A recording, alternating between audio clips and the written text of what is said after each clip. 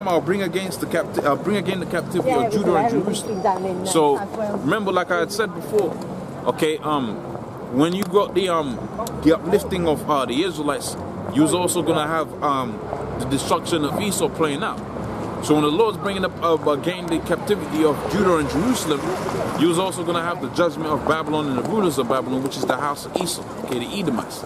So you can understand, okay, which is the whole sermon has been about these people and how they was going to receive of their own works, what they was going to reap as a result of their works.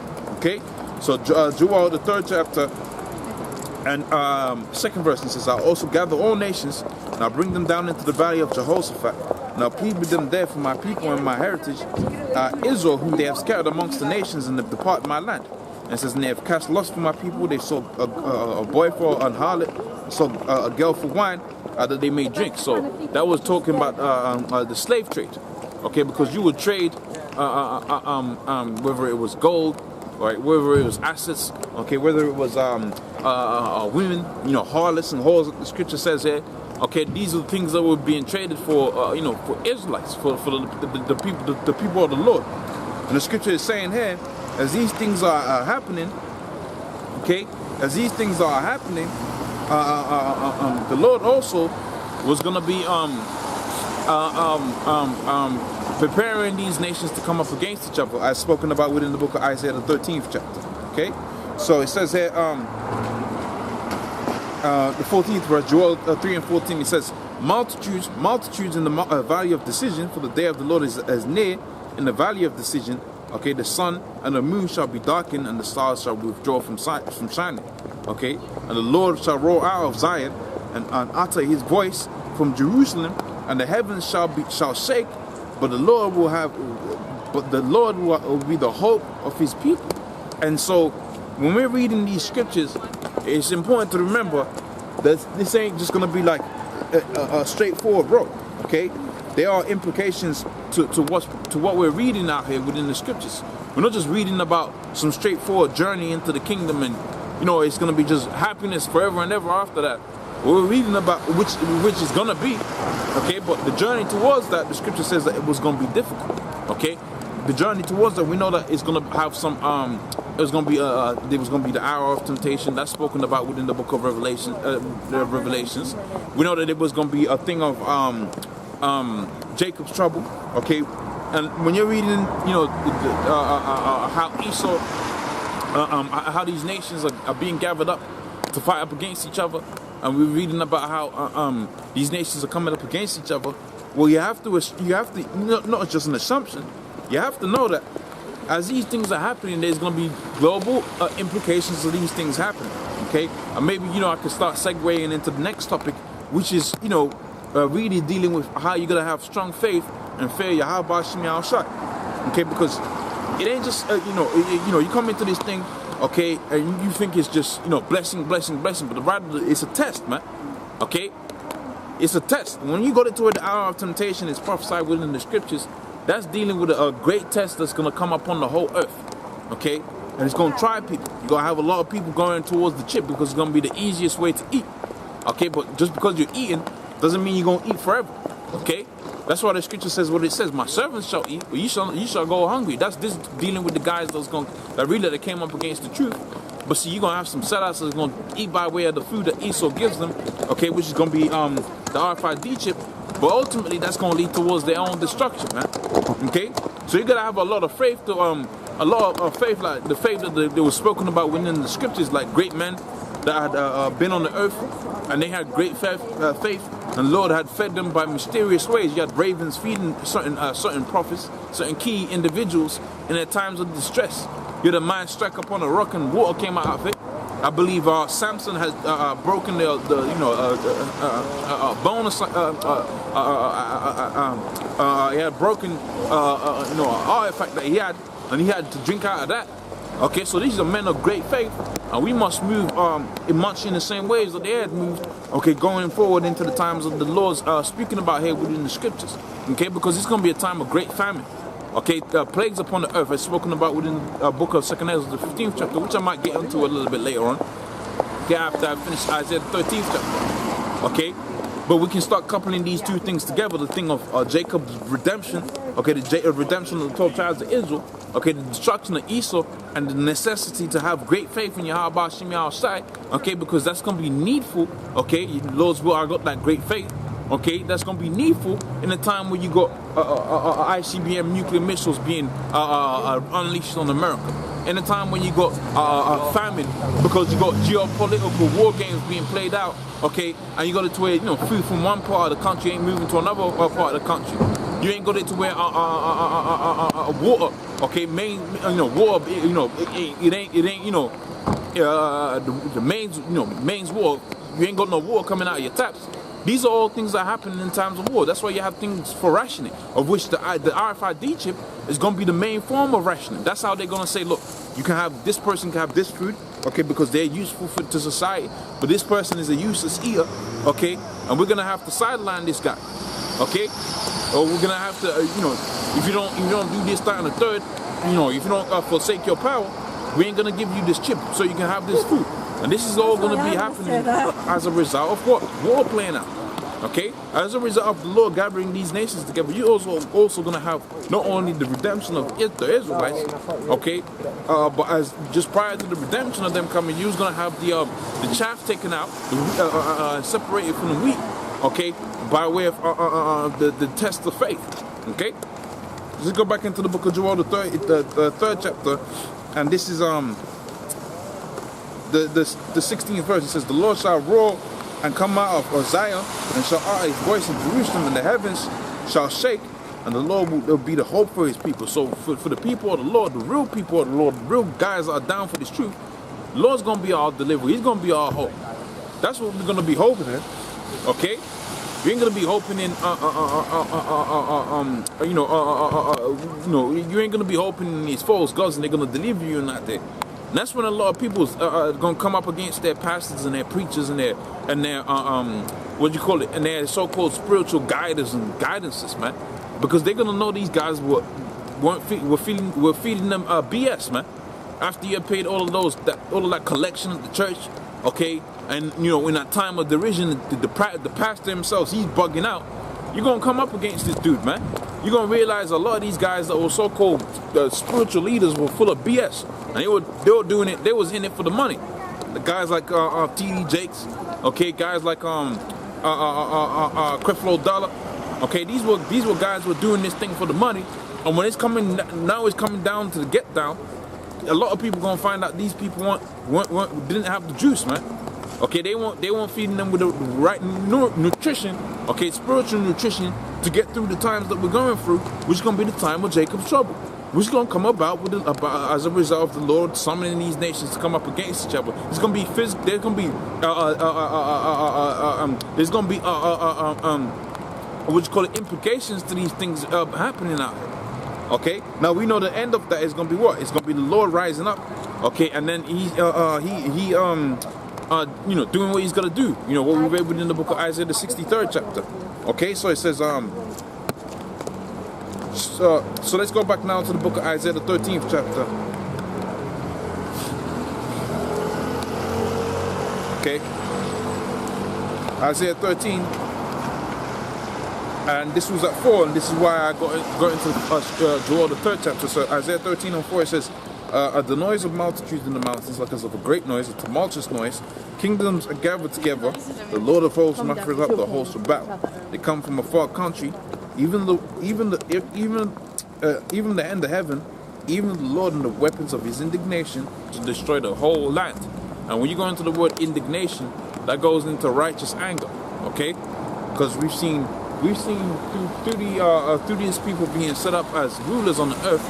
What have we seen? We've seen homosexuality go up exponentially. We've seen transhumanism go up exponentially.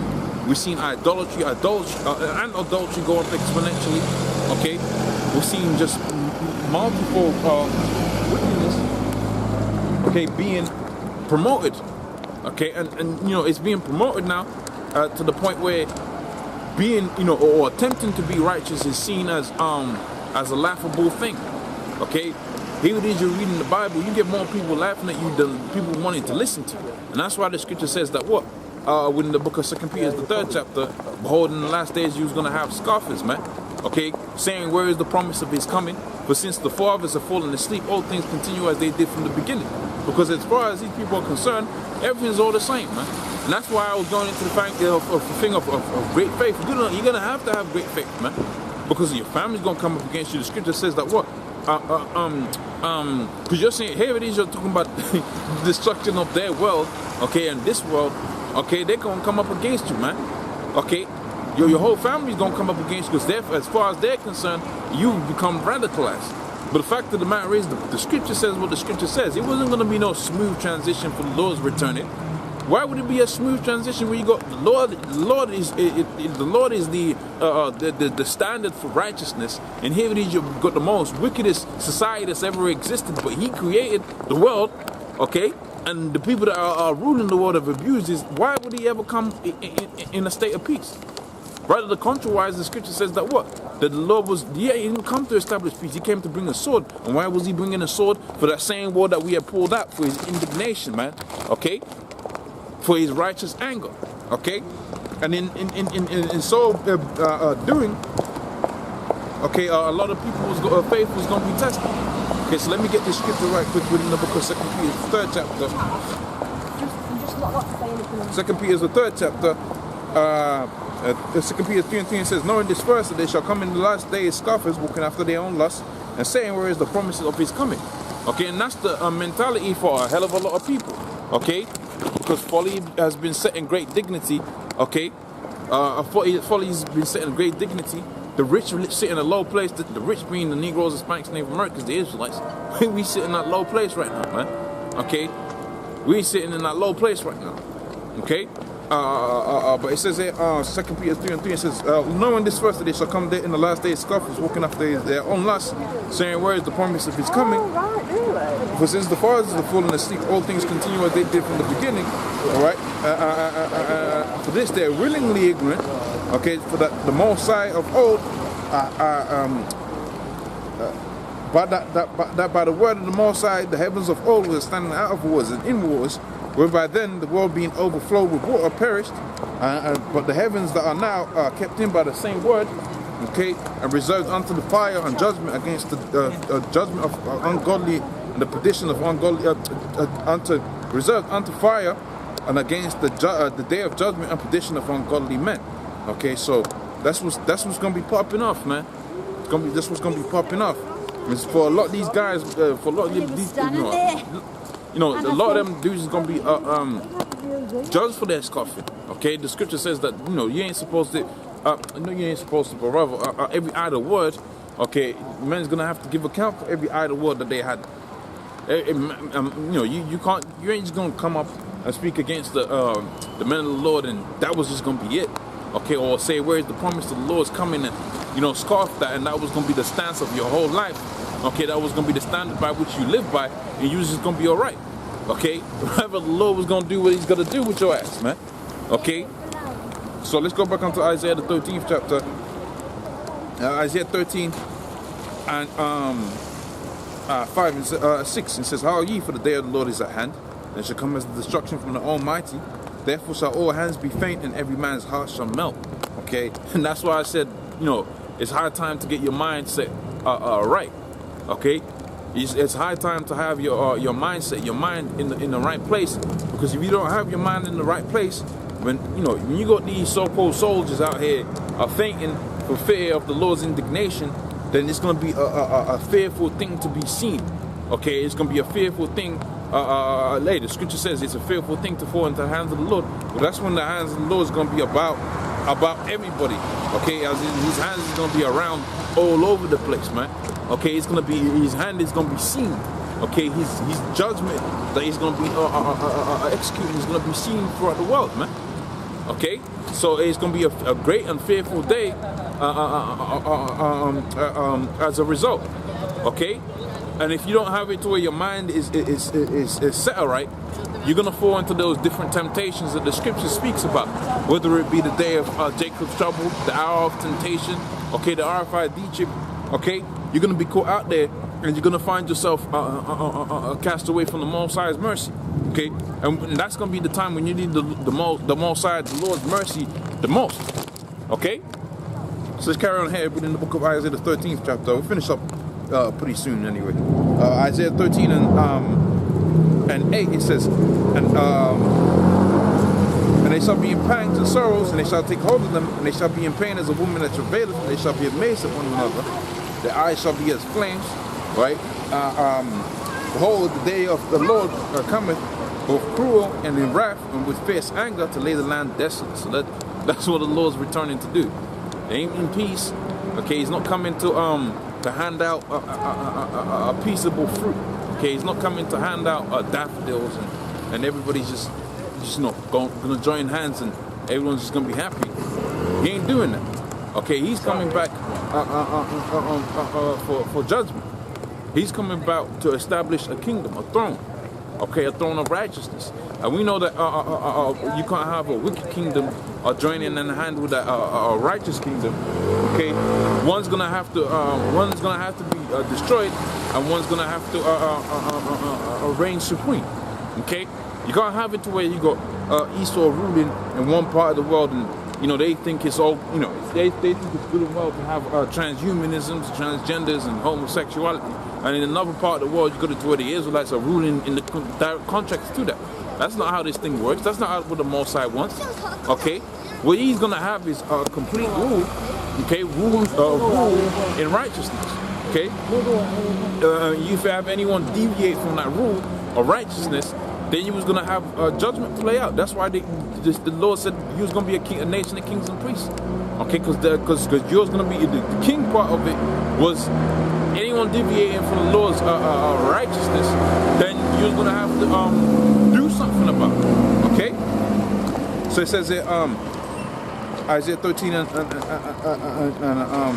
it says, and the stars of heaven and the constellation thereof shall not give their light, and the sun shall be darkened in his going forth, and the moon shall not cause her light to shine, and I punish the world for their evil, and the wicked for their iniquity, and I cause the arrogancy of the proud to cease. And that's what we've been seeing, okay, throughout this sermon, how the Esau, through his pride, had thought that he would have the throne of rulership forever and ever. Okay, but brother, the Most High didn't have it, so he was going to have his rulership for a certain amount of time. Okay, and he wasn't going to rule it any second beyond that. Okay, the scripture goes as far as saying. The Most High set up the bounds of His time, okay, and He wasn't going to go beyond the bounds of His time. Rather, He was going to rule for a period of time, okay, and He wasn't going to go beyond that rule. He wasn't going to go, He wasn't going to rule a second beyond that, okay. He wasn't going to all of a sudden turn righteous and then therefore rule forever. Okay, the Most High wasn't going to do away with His people, so the scripture says that if he wasn't going to do away with His people, we wasn't going to be consumed under this man. Okay, but brother, we was going to be sent unto this man what's it called? I forget the exact word, but for our punishment. And when the punishment was complete, that's when the Lord was going to return. Okay, so it says there, back within the book of Isaiah, the 13th chapter.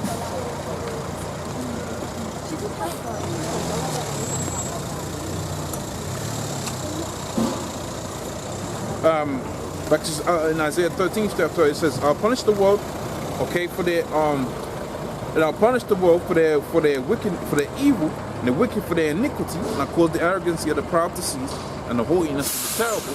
Who is the terrible? Okay, what more nation was more terrible than this people that put us in the transatlantic slave trade? Okay, this is the terrible that the scripture speaks about, man. Okay, and I will make a man more precious than gold. Okay, even a man more precious than the golden wedge of Ophir.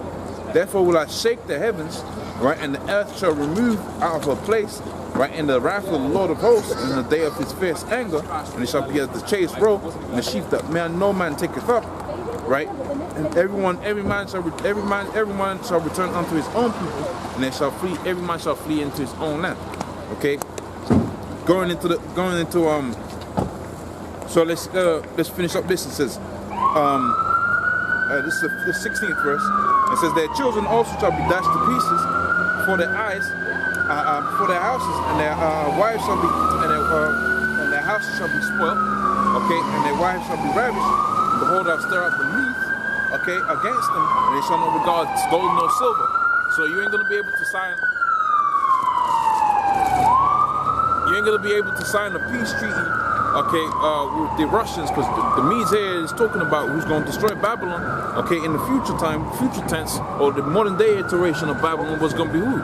It's gonna be the Russians. You ain't gonna be able to sign a peace treaty with the Russians to have them not come up against you, okay? This is all part of the workings of the Lord. The Lord set it up to where these Russians was gonna be the house of Esau, and they was gonna be divided up in terms of rule, and as a result of being divided up, it wasn't going to stand for it, okay?